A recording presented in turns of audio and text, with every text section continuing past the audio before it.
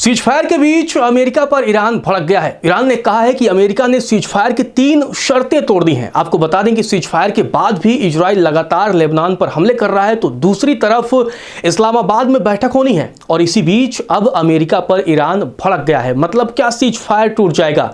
क्या 2 हफ्तों के भीतर ही युद्ध की शुरुआत हो जाएगी? तो दूसरी तरफ पाकिस्तान के प्रधानमंत्री शहबाज शरीफ पर भड़क गए हैं जेडी वेंस। जी हां, अमेरिका के उपराष्ट्रपति जेडी वेंस पाकिस्तान के प्रधानमंत्री शहबाज शरीफ पर भड़क गए हैं। तो दूसरी तरफ अब ईरान ने भी अमेरिका के खिलाफ फिर से मोर्चा खोल दिया है। दरअसल अमेरिका पर ईरान ने 2 टूक कह दिया है कि अब बातचीत बेकार है। ईरान की चेतावनी के बाद दोनों देशों में फिर से जंग की शुरुआत हो सकती है। ईरान ने आरोप लगाया है कि अमेरिका ने सीज फायर की 3 शर्तों का उल्लंघन कर दिया है। ईरानी संसद के स्पीकर बाकेर गालिबाफ हैं, उन्होंने बड़ा बयान दिया है और कहा है कि अब अमेरिका के साथ बातचीत बेकार है। उन्होंने अपने बयान में आगे कहा कि अमेरिकी राष्ट्रपति ने खुद ईरान के 10 पॉइंट प्रस्ताव को बातचीत के लिए आधार माना था, लेकिन बातचीत शुरू होने से पहले ही इसकी शर्तों का उल्लंघन कर दिया गया है। पहली शर्त लेबनान में सीज फायर लागू करने की थी, लेकिन वहां इजराइल के हमले जारी हैं। दूसरी शर्त के तहत ईरान के एयर स्पेस का उल्लंघन नहीं होना था, लेकिन फार्स प्रांत के लार शहर में एक घुसपैठ करने वाला ड्रोन भेजा गया जिसे मार गिराया गया। तीसरी शर्त में ईरान के यूरेनियम संवर्धन के अधिकार को मान्यता दी गई थी, लेकिन अब अमेरिका इस अधिकार को नकार रहा है। जिस आधार पर बातचीत होनी थी वही पहले ही टूट चुका है। ऐसे में अब द्विपक्षीय सीज फायर या वार्ता करना तर्कसंगत नहीं रह गया है।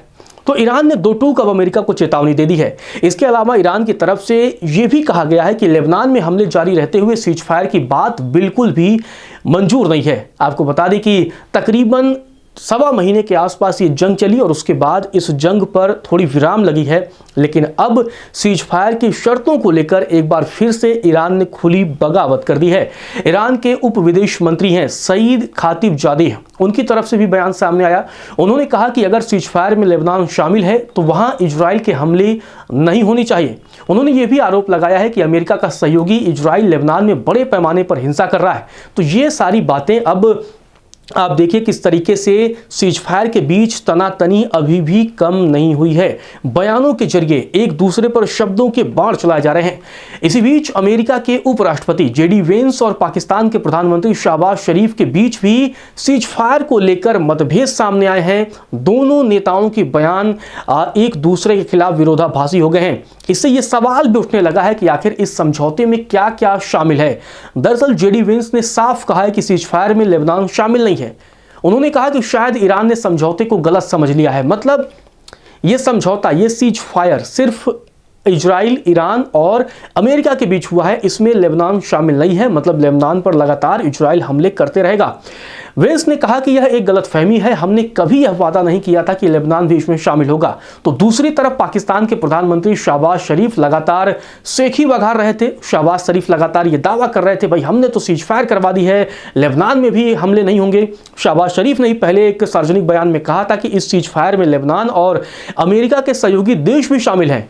शहबाज शरीफ ने अपने बयान में वेंस को टैग भी किया था। अब आप देखिए किस तरीके से ये मतभेद भी खुलकर सामने आ रहे हैं और पाकिस्तान दुनिया के सामने एक तरीके से एक्सपोज भी हो रहा है।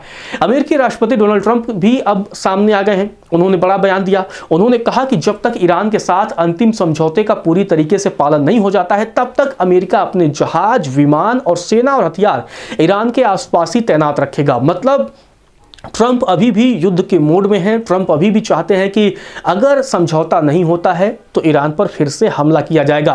ट्रंप ने चेतावनी दी है कि अगर किसी भी वजह से समझौते का पालन नहीं होता है तो फिर से गोलीबारी की शुरुआत होगी। ये पहले से ज़्यादा बड़ी, ताकतवर और विनाशकारी होगी।